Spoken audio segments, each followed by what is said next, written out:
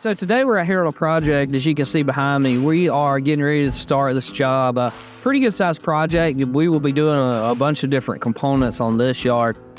We've done some job site videos before, and we've kind of gone around and showed you kind of where the guys are in those particular phases. But today we're kind of a little ahead of the game on this video, but we wanted to show you kind of behind us. This particular home, they've had a lot of work done over the last few months. And we are out here today putting in a pretty good size irrigation system. This particular system will have about 16, 17 zones here in the front yard and in the backyard. We've got a lot of sod that'll be coming in. We're gonna be doing a beautiful planter garden in the back with some nice cedar planter boxes.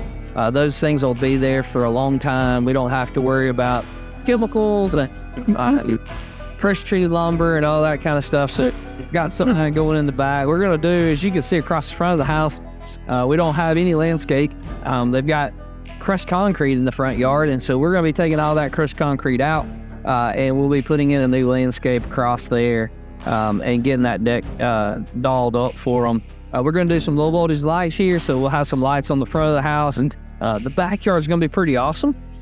We're going to be building an outdoor patio off the back of the house, off the swimming pool.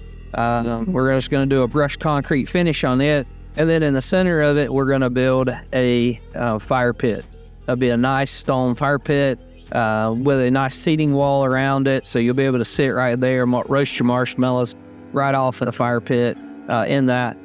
I know we live in Georgia, but these particular clients wanted some palm trees, so we're going to be putting in some 12 to 14 foot palm trees in the backyard for them as well. And then again, in our left back corner over here, we're going to be building a really nice outdoor garden so that they can get their kids involved in soil and dirt and just enjoying the garden and the outdoors in reference to that. And they're also going to have just some fun with it.